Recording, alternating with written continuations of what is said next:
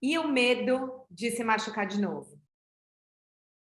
O medo de não dar conta, de mais um pé na bunda, o medo de se decepcionar, o medo de nunca mais encontrar alguém que você se conecte de verdade. Se você também tem esse medo no amor, essa conversa é para você. A gente vai encarar o medo de frente, cuidar dele, sem querer resolver em 20 minutos.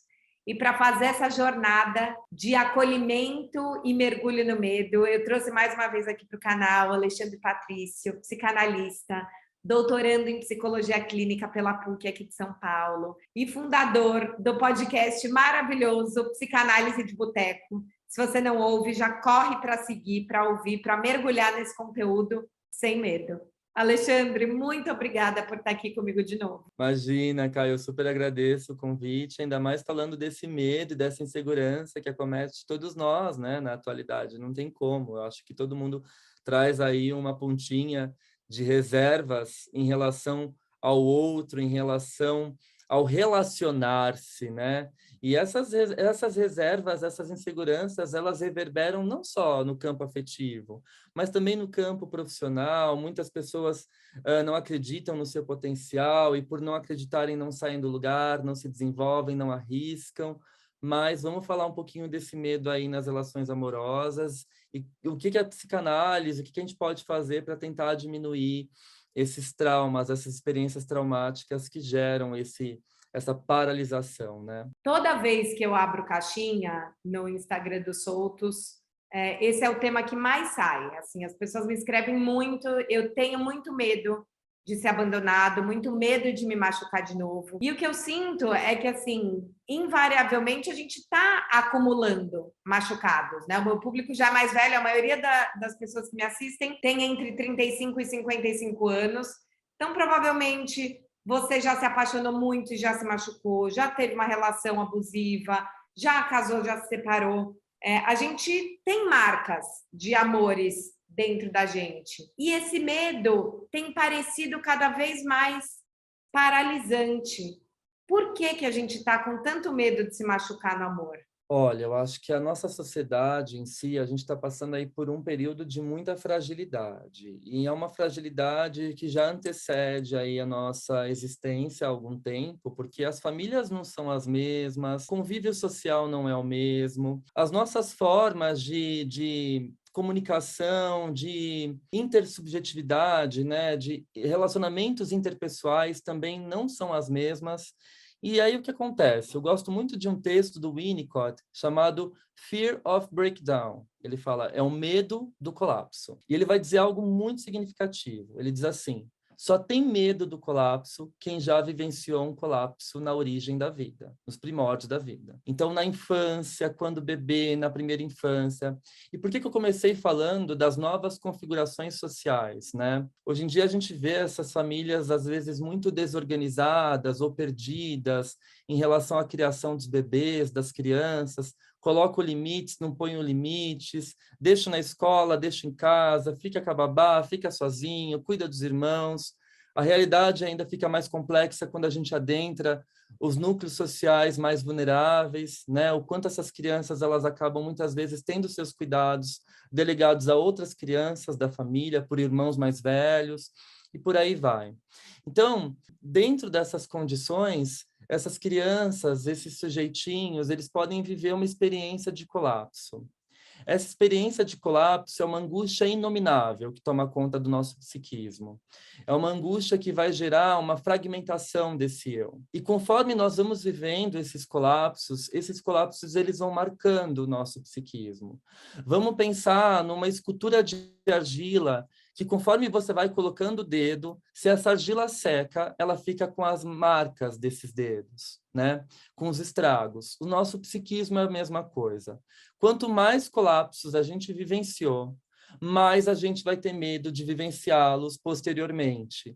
Então, essa sociedade frágil, dentro dessas relações que estão completamente modificadas por conta do império neoliberal, do excesso de produtividade, das famílias que precisam trabalhar de manhã, de tarde, de noite para manterem o seu sustento, o quanto essas crianças ficam numa condição de abandono e passam por essas experiências traumáticas que são as experiências de colapso. E aí a gente está falando da sociedade como um todo, né? Muitos indivíduos passam por essas experiências e eles carregam esses traumas para suas relações amorosas. Então, não, eu não vou me envolver porque eu já vivi esse colapso. Nosso psiquismo, ele tem aquele radarzinho, ele apita. Opa, peraí, essa relação é furada, não vou entrar, porque eu sei que vai me machucar, eu sei que vai me causar uma experiência traumática, então não vou. Ou, se a gente funciona ali pela via da pulsão de morte, que Freud vai falar, que sempre busca uma repetição, a gente pode, inevitavelmente, porque nós não somos donos de nossas próprias casas, nós temos uma instância que funciona aí, que é o inconsciente, ela domina o campo, o cenário. A gente pode inconscientemente entrar em relações que vão justamente provocar esse colapso traumático, porque a gente tem uma compulsão à repetição, né?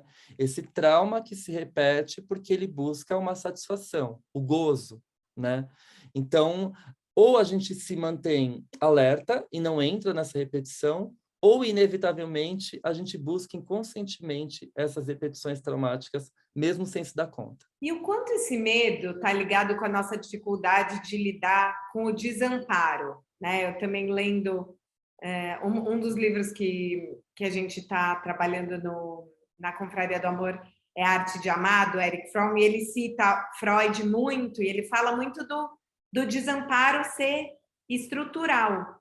Mas a gente ainda sente, né? Quando você falou isso da gente sentir esses colapsos, parece que só aconteceu com a gente. Como entender que o desamparo é estrutural e fazer as pazes com ele para diminuir esse medo? Porque eu sinto que o medo de se machucar de novo está muito ligado com o medo de se sentir desamparado e se perder nesse desamparo. Mas se a gente entender que todos somos desamparados... Perfeito, Ká. Olha, eu acho que assim, a sua pergunta, ela é muito interessante, porque ela coloca a gente para pensar quais são as intervenções que podem amenizar os efeitos de uma experiência traumática. Esse desamparo, ele é uma experiência traumática, mas o Freud vai falar que esse desamparo é uma condição nossa, estrutural do ser humano. A gente já nasce desamparado. E a gente vai passar por diversas outras condições de desamparo, situações de desamparo ao longo da nossa vida. Por exemplo, quando a gente tem que ir para a escola e sair de casa. Quando a gente, lá no desmame, a gente largando o peito da mãe, a gente já sai, já passa por um desamparo. Então, essa condição humana de estar sempre desamparado, ela realmente é inerente à nossa existência. Como que a gente ameniza isso? Compartilhando isso. Eu gosto muito de um termo de um analista, discípulo do Freud, também genial, chamado Sándor Ferenczi. Ele é um analista húngaro e ele traz a noção de testemunho. E essa noção ela é belíssima. Ele vai falar assim, o que pode amenizar os impactos de uma experiência traumática é um testemunho legítimo realizado pelo outro. Então, você ter alguém para conversar, para compartilhar a sua história de vida, as suas vivências traumáticas, e alguém que ouça isso de forma legítima, já exerce a função de um testemunho. Muitas vezes, nessa era da pressa, a gente não tem tempo de compartilhar. E muitas pessoas, vamos lembrar também, não têm condições de entrar num processo terapêutico, porque ainda é um privilégio social. Então, é importante a gente contar com pessoas ao longo de nossa vida que prestem esse serviço de testemunhar o nosso sofrimento. Não banalizar o sofrimento. É engraçado que a gente acha que, às vezes, experiências pequenas que a gente passou ao longo da vida não têm importância, mas tem. E quando a gente fala delas, elas acabam ganhando outros nuances, outras cores, que deixam tudo aquilo que estava apático, cinza, sem vida, acaba tornando mais colorido, porque a gente revivencia essa experiência ao passo em que a gente relata ela. Por isso que muitas pessoas recorrem à escrita. A escrita, às vezes, é um processo terapêutico, porque eu posso relatar a minha experiência para quem vai testemunhar. Nem que essa testemunha seja um leitor, talvez muito distante, mas eu estou deixando o legado aqui do meu desamparo e do meu trauma, para que ele possa ser efetivamente testemunhado. Acho que esse é um dos grandes ganhos que eu vejo nos meus alunos da Confraria do Amor, que é a gente ser testemunha da vida um do outro, porque acho que até pelas pessoas estarem lá para mergulhar no amor e no comportamento, a gente só quer compartilhar, aprender e se acolher. Que eu acho que muitas vezes a própria família ou amigos próximos, não por mal, mas eles querem resolver, né? Então você vai lá para se abrir e a pessoa quer resolver o seu medo ou o seu machucado. Acho que para os homens isso é mais forte, então você não pode ter medo, você tem que... Não, imagina, homem não chora, homem não tem medo. Vamos lá, bola para frente. Ou você tem que superar. É tipo, não, tem mais gente no mundo, não vai dar certo, tem outro emprego. Como se viver essa dor, essa marca, fosse te paralisar para sempre. Então, a gente nem é autorizado a ter esse tempo de entrar em contato com esse machucado, você não acha? Total, total, principalmente sobre os homens, né? Se a gente pensar que a taxa de suicídio em homens é muito maior do que em mulheres, a gente já começa a problematizar essas questões aí que tangenciam a nossa conversa. Então, por que que para o homem não é permitido mostrar fragilidade? Se a gente costura esse tema que você trouxe com o tema que a gente acabou de dizer, como que o homem vai contar com uma testemunha se ele não pode sequer falar? Falar da sua experiência traumática ou da sua condição de desamparo implica em ser vulnerável. E ser vulnerável numa sociedade predominantemente machista é um sinal de fraqueza ou de fracasso, que é ainda pior. Te ouvindo, eu pensei agora, será que a gente sabe ser testemunha? Ou a gente fica querendo cuidar e resolver para mostrar que a gente ama? E talvez seja tão difícil falar, porque a gente também não seja testemunha de ninguém, né? Lindo, cara. Perfeito, perfeito. Olha, eu vou além. Eu acho que muitas vezes a gente, além de não conseguir ser testemunha, a gente invalida a experiência traumática do outro e muitas vezes sobrepõe a nossa experiência em cima do discurso do outro. Vou dar um exemplo. Ah, nossa, você sabia que semana passada eu acabei discutindo com meu namorado por causa disso, disso? Ah, mas eu também discuti. E a minha foi muito pior que a sua. Então, tipo, peraí, né? Não é uma briga de egos, nem uma competição. Eu estou compartilhando com você uma história que me causou dor e sofrimento, e aí você vem e despeja em cima de mim uma experiência traumática que talvez seja, assim, de fato maior que a minha, ou talvez não. E eu não tenho espaço aqui, sabe? Então, o quanto também as pessoas... E aí eu acho lindo aquele livro do Dunker, né, O Palhaço e o Psicanalista, que eles falam da potência da escuta, que tem muito a ver com isso que a gente está falando. Testemunhar é você validar a fala do outro, é você validar a dor do outro e dar um sentido. Quantas pessoas, aí a gente passa, aí, a gente pode mergulhar em temas históricos, né?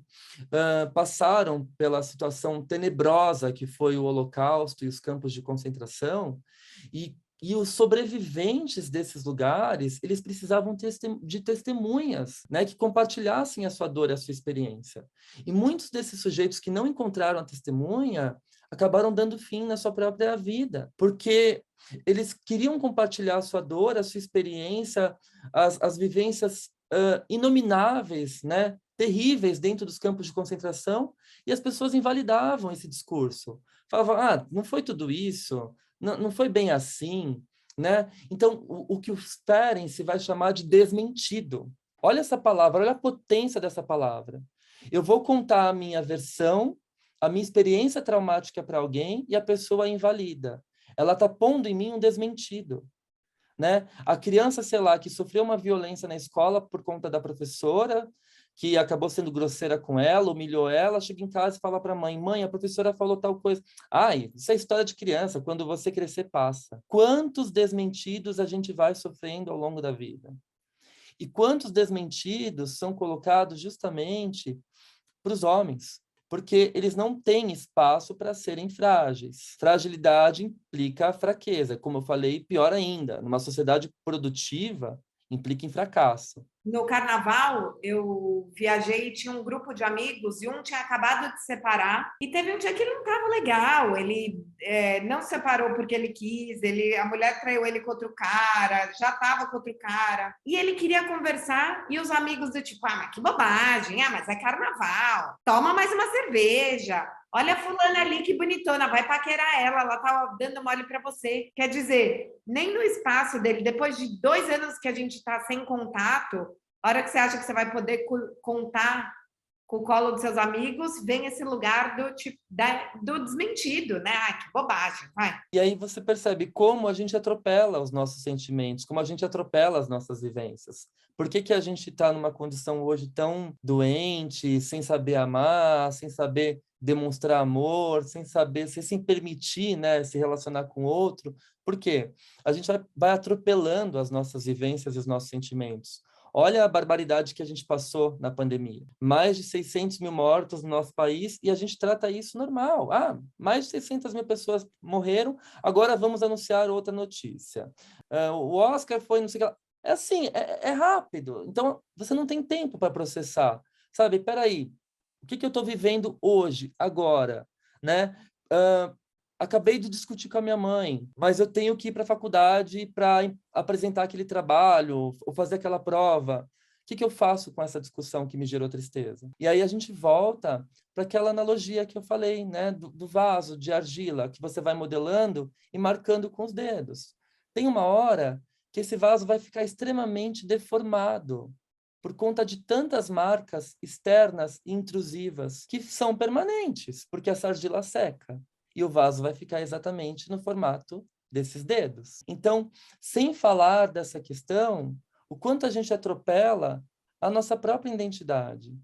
Porque a gente nega. Eu estava pensando no vaso mesmo, e eu sinto que a gente vive num paradoxo angustiante que é querer lidar e elaborar todas essas dores, mas achar que para a gente voltar para uma relação amorosa, a gente tem que estar leve, tem que estar bem resolvido, né? Tem que ser a nossa melhor versão. Então, como é que você vai se colocar de volta em relação, né? Todas as pessoas que escrevem, e eu tenho muito esse medo também, então eu tenho medo de me machucar de novo. Se eu me sinto uma mulher ou um homem piores, porque esses machucados ainda doem, como é que eu vou entrar numa história? Eu vou querer esconder essas marcas, eu vou me sentir uma pessoa mais incapaz por não ter resolvido tudo isso, por não estar sempre sorrindo. Aí, junto com o medo e com a dor, a gente traz uma angústia e um desamparo maiores, né? Eu gosto muito de uma metáfora do Ferenczi, que ele vai dizer assim, isso é muito importante, né? Uma criança que passa por uma experiência traumática é como um fruto bicado. O fruto bicado, ele amadurece antes do tempo, mas só que ele fica maduro por fora e podre por dentro. Então, quando você passa por uma experiência traumática precoce e você entra numa relação, eu já tô calejado, né? Já tomei muito chifre. Você entra mostrando uma maturidade que não é verdadeira, que não é real e que não se sustenta. Então você vai cheio de armaduras. Você não mostra fragilidade, você não mostra que você precisa talvez de um cuidado, de um olhar, da presença do outro. Você se mostra indiferente muitas vezes. É uma maturidade provocada por uma intrusão que passou, que foi lá atrás e que você não deu contorno a ela. Ou por diversas intrusões, por diversas bicadas de pássaros que você vivenciou durante a vida. Então você vai amadurecendo antes do tempo, você mostra uma casca madura, mas o seu interior está podre, está machucado, está ferido. E o que você precisa, de fato, é desfazer essa casca para poder ser aceito e amado, mesmo com as suas vulnerabilidades e a sua condição de desamparo.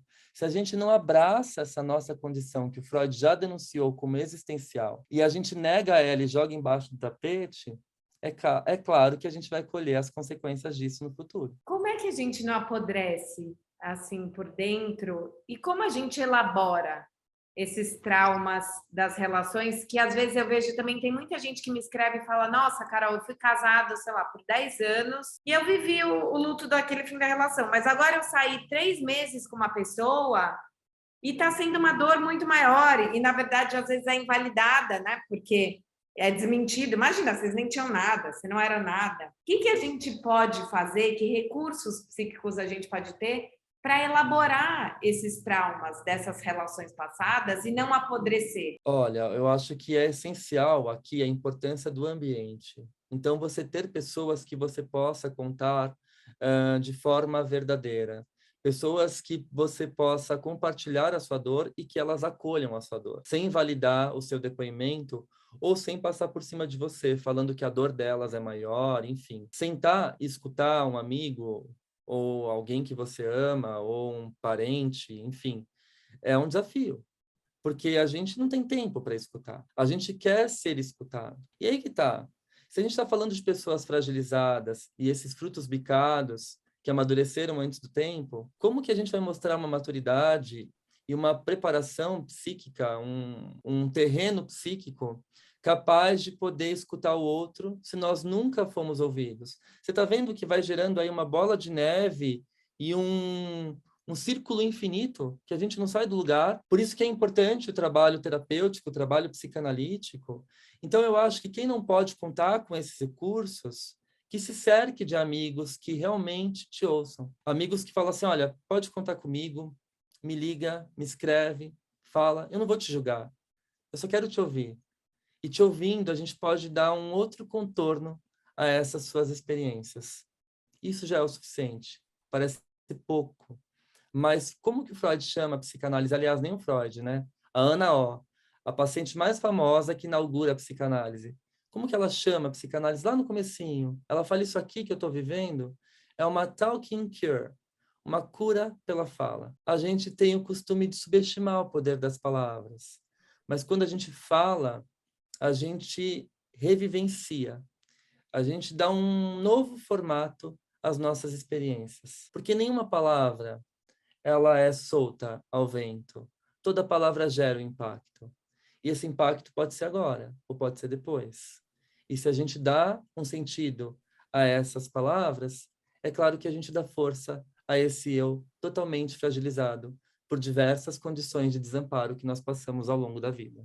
Para quem está assistindo a gente, considerem os Soltos e a Confraria do Amor como esses espaços de escuta, com pessoas que também estão implicadas em ouvir e poder falar. E eu acho que a gente não tem que ter vergonha de procurar outros ares mesmo. Às vezes você vai ter amigos incríveis da vida e vai ter uma relação ótima com seus familiares, mas eles não são bons dessa escuta.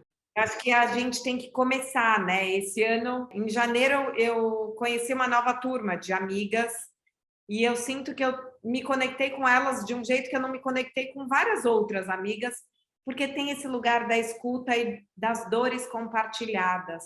Você acha que a gente também tem que perder o medo de compartilhar essas nossas marcas nos encontros amorosos? Porque eu sinto que a gente quer impressionar tanto o outro.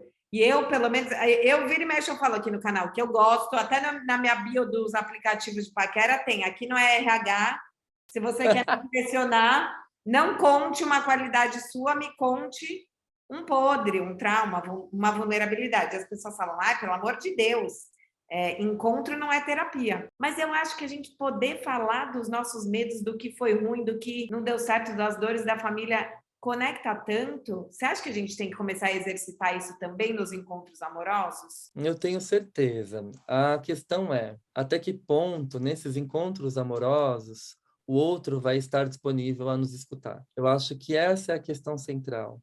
Uma pessoa que está, sei lá, é claro que eu não vou generalizar, mas eu estou falando aqui de forma geral, que está, sei lá, em aplicativo de paquera, procurando uma relação, procurando um namoro, um date, muitas vezes ela não está ali disponível a escutar. Às vezes você vê amigos meus que saem e falam, nossa, eu tive um date, foi péssimo, a pessoa ficou falando a noite inteira da vida dela, dos problemas dela. Eu falei, e você não escutou? Ah, não, eu estava preocupado em outras coisas, em sair depois dali, namorar, ficar junto, beber, sei lá. Eu falei, mas você não escutou a riqueza da vida da pessoa? Ele falou assim, não, não tive paciência. Então a gente vê, né, assim, o quanto talvez a sociedade não está preparada para poder dar contornos a essas experiências traumáticas E aí a gente é obrigado a formar essa casca de amadurecimento que não é real. Mas uma hora a conta chega, como tudo na vida. Então você vai ver que essa vida baseada em aparência, em mostrar o tempo todo que você é forte para o outro, ela é uma vida baseada em falsidade. E eu não estou usando falsidade aqui no sentido pejorativo. Eu estou usando falsidade aqui no sentido ideológico, existencial. Uma vida falsa é uma vida fútil, é uma vida sem sentido. O Winnicott vai falar do falso e do verdadeiro self, né? E ele fala quando o sujeito vive com base nesse falso self, ele traz uma sensação de futilidade, de uma vida não vivida. Então, aquelas pessoas que falam assim, nossa, eu trabalhei muito, eu viajei, eu namorei, mas parece que eu nunca vivi um dia da minha vida de verdade. Por que será? Porque elas viveram como essas, ocupando esse lugar dessa casca madura prematuramente, né, de forma precoce. Lindo. Alexandre, muito, muito obrigada por estar aqui de novo comigo. Soltos e soltas, que a gente possa ser mais testemunha uns dos outros. Esse amor mais possível começa com a gente. Obrigada de coração. Imagina, Caio, eu que agradeço. Um prazer enorme estar aqui com vocês.